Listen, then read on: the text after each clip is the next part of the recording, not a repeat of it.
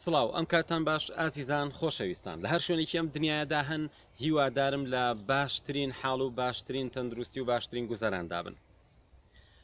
لە زنجیرە وانەی تایبەت بە وانە مەزنەکانی بەختەوەری دێمە خزمەتتان. ئەمڕۆ لە یەکەمین وانەدا ئەمەوێ باز لە یەکێک لە هەرە گرنگترین ئەو وانانە بکەم کە مرۆڤ لە ئاستێکی نزمەوە ئەگوازێتەوە بۆ ئاستێکی زۆر بەرز و مرۆڤ وها لێ دەکا مرۆڤێکی مەزن بێ لەم ژیانە. ئەویش ئەوەیە هەمومان ئەزانین ئێمە خاوەنی چەندین جۆر تێڕوانینین بۆ دنیا. یەکێک لە جۆرەکانی تێڕوانینێکی مەنتیقی لۆجیکیە کە بەردەوام هەموو شتەکان ئەبێ بزانین بۆچی وایە و هۆکارەکانی دەستنیشان بکەین. لە ڕاستیە ئەمە بۆ خۆی بابەتێکی گرنگە، بەڵام چۆن ئەتوانین ئاراستەی بکەین بابەتی ئەمڕۆمان نییە. بابەتی ئەمڕۆمان ڕێک پێچەوانەی ئەوەیە کە ئێمە پێویست ناکە هەموو شتێک لە ژیانمانە بە شێوازێکی مەنتیقی و لۆجیکی بیری لێکەینەوە و لێکدانەوەی بۆ بکەین. و ئەمەش ئەو تێڕوانینە قوڵە فەلسەفیەیە کە لە ڕۆژهەڵاتەوە سەری هەڵاوە و مرۆڤێکی قوڵ دروستەکە لە ژیانە، مرۆڤێک کە تەنها بە لێکدانەوەکانی نەیەوێت لە دنیا تێبگا بەڵکو تێڕا بمێنێ. تێڕامان وەک ئەوەی ترێ مێدیتیشن یەکێکە لە گرنگترین ئەو چالاکیانەی مرۆڤ کە پێویستە لە ژیانیا بیکات. واتە ئێمە پێویست ناکە تەماشای هەر شتێکمان کرد قسەی لەسەر بکەین و لێدوان بین لەسەر هەموو شتێک لە ژیانە. ئێمە پێویستە جارجارە تەماشایەکی ژیان و بوونەوەر و مرۆڤەکان بکەین و بە قوڵایی ناخی ئینسان جارێکیکە بڕوانینەوە بزانین چی لە ناخمانایە و بەبێ داوەریکردن.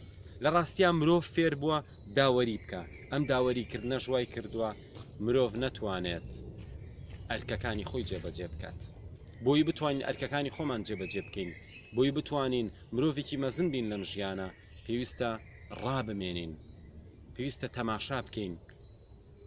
زۆر کەس ئەچێتە شوێنێکی و دیمەنێکی زۆر جوان، بەڵام تەنها بیری لای ئەو خەیاڵانەیە کە لە ڕابردووە مێشکیان پێوە سەرقاڵ کردووە، تەنها بیری لای گرفتەکانیەتی. وەیان کۆمەڵێکی زۆر تەنها بیریان لای خەون و خەیاڵەکانیانەیە و ئەیانەوێ لەم واقعە لەم ئێستایە ڕابکەن بۆ ئەوەی پشوویەک بن ئەچن بۆ ناو خەیاڵێک کە لەوە چێ خۆشیان باوەڕیان پێی نەبێت. و هەروەها جۆرێکی تر لە خەیاڵکردن بۆ ئایندە ئەوەیە کە مرۆڤ زۆر بیر لە ئامانج و پلانەکانی ئەکاتەوە. بۆیە ئەم دوو جۆرە مرۆڤەی کە یان بەرەو ڕابردوو بەرەو گرفت و کێشەکان ئەگەڕێتەوە، یان بەرەو ئایندە هەنگاو هەڵەگرێ و لە خەیاڵەکانیە تەنها تەرکیزی لای ئایندەیە. ئەم دوو جۆرە مرۆڤە ناتوان لە ئێستایان چێژ وەرگرن و بەداخەوە هەمیشە هەگبەکەیان جۆرێکە لەو کۆمەڵە یادەوەریانەی کە خەڵک بۆیانی دروست کردووە و پڕە لەو حەز و تاسانەی کە کۆمەلگا فێری کردووە ئەمانە گرنگن، یان ئەگەر هاتوو لە باشترین حاڵە ئاوات و ئارەزووی مەزنی خۆیان بێت. ئەمڕۆ باز لەوە ئەکەم بۆ بەختەوەری گرنگترین وانەی بەختەوەری ئەوەیە ئێمە ڕابمێنین، قوڵ ڕابمێنین. ڕامان واتە ئەوەی کە تۆ تەماشا بکەی، چاودێری بکەی کە پێ ئەوترێ مراقەبە، یان تەئەمول بکەی وەک ئەوترێ مەدیتیشن. ئەمەش چۆنە؟ ئێستاکە ئەتوانین هەر یەکێک لە ئێمە گوێ ڕادێرین، ئەو دەنگانەی لەم دەور و بەرەمانە هەیە بیبیستین. دەنگی بایە، دەنگی بولبولە، دەنگی تێپەڕموونی کەسێکە و ئێمە بین قوڵ بینەوە، تەماشای ئەو ڕەنگە جوانانە بکەین کە ئێستاکە لەم شوێنەدا هەیە.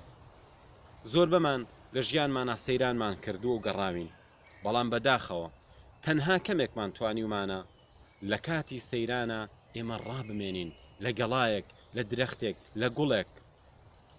و زۆربەی مرۆڤە مەزنەکان بە درێژایی مێژووی مرۆڤایەتی هاتوون بۆ ئەوەی مرۆڤەکان خەبەرکەنەوە، بۆ ئەوەی ڕابمێنن. زۆر بە ئاشکرا ئەگەر تەماشای تێکستە ئاینیەکان بکەی هەموو باز لەوە ئەکەن ئەم گەردونە مەزنە و ئێمە پێویستە ڕابمێنین. لەناو قورئانی پیرۆزدا چەندین ئاەت باز لەوە ئەکەن کە ئێمە چۆن بتوانین ڕابمێنین لە مرۆڤەکان، لە بوونەوەرەکان، لە گەردون، لە گیانەوەرەکان. تێڕامان ئاستی بیرکردنەوەی مرۆڤ زۆر زۆر بەرزەکاتەوە. ئێمە پێش ئەوەی لێکدانەوە بۆ هەموو شتێ بکەین، پێش ئەوەی هەموو شتێک تەحلیل و شیکاری بۆ بکەین، پێویستە سەرەتا ڕابمێنین. و جیاوازی لە نێوان ئەو کەسانی کە ڕائەمێنن لەگەڵ ئەو کەسانی تەنها لێکدانەوە ئەکەن ئەوەیە. ئەوانەی تەنها لێکدانەوەی منطقی و لۆجیکانە ئەکەن، ئەتوانین بڵێن خاوەنی زانستن، خاوەنی هۆکاری منطقین بۆ شتەکان و قسەیان لەسەر شتەکان هەیە. بەڵام لەوە ئەچێ لە ژیانیانە مرۆڤێکی قوڵ نەبن. يعلمون ظاهرا من الحياة الدنيا بەڵێ وهم عن الآخرة لغافلون. ئەوانە بۆ ئەوەی مرۆڤ بتوانێ مرۆڤێکی قوڵ بێ، هاوکات پێویستی بە زانست هەیە کە بە گوێەکانی بیبیستێت و خەبەرەکان ببیستێ و پێویستی بە لێکدانەوەی منطقی هەیە. بەڵام ئەگەر هات و مرۆڤ تێڕامانی نەبوو، ئەوە نابێتە خاوەنی حکمت و دانایی.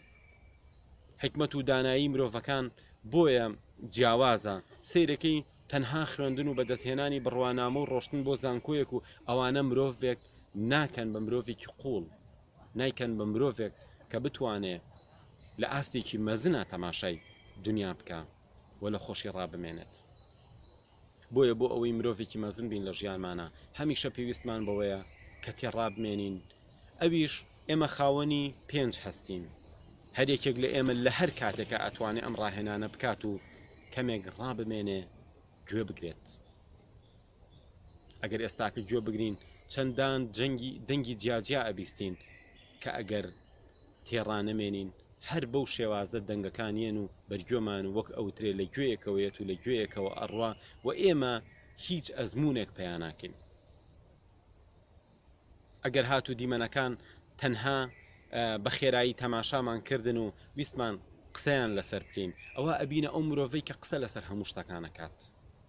بۆ ئەوەی ڕۆژێک بە جوانی قسە لەسەر شتەکان بکەین، پێویستە ساڵانێک قوڵ ببینەوە، بیر بکەینەوە، تێڕابمێنین و لە حاڵەتێکا بوەستین.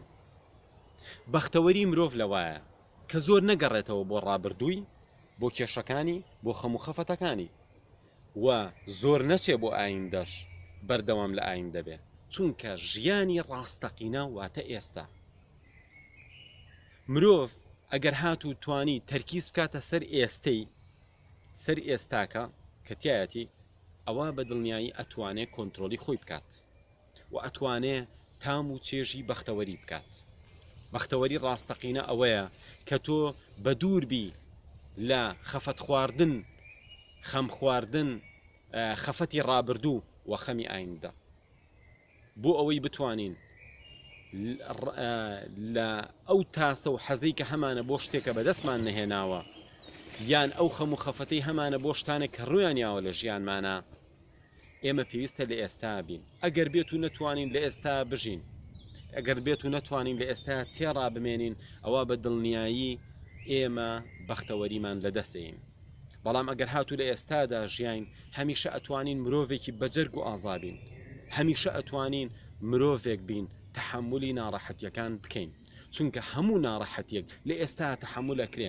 بەڵام ئەوەی کە نایەڵێ ئێمە تەحملیکەین، ئەو وەهمەیە، ئەو خەیاڵەیە کە ئێمە هەمانە بۆ ڕووداوەکان. بۆ نمونە کەسێک لە شوێنێکایە و ترسی لێ ئەنیشێت، ئەو ترسی کە لێ ئەنیشێ ژیانی زۆر زۆر ناخۆشەکە و ڕەنگی تێگەیە. بەڵام بۆچی ترس؟ خەمێتی شتێکی لێ بەسەر بێ، واتە هێشتا شتەکەی لێ بەسەر نەهاتووە. کەسێکە لە مردن زۆر ئەترسێ، خۆ هێشتا نەمردووە. ئەو کەسەی لەوە ئەترسێ کە شتێکی خراپی بەسەرا بێ، هێشتا شتە خراپەکەی بەسەرا نەهاتووە. بۆیە ترس ئەتوانین بڵین زۆربەی زۆری ترسەکانی مرۆڤ وەهمن، خەیاڵن، هیچیان پەیوەندیان بە ئێستاوە نییە.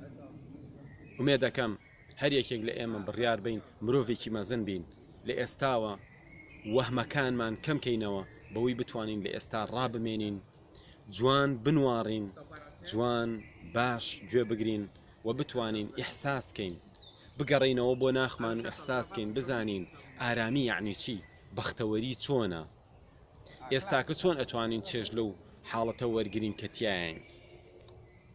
بۆیە بە تێڕامان، بە قوڵبوونەوە، بە لە ئێستا ژیان ئێمە ئەتوانین مرۆڤێکی مەزن بین هەر سەرکەوتوو بە.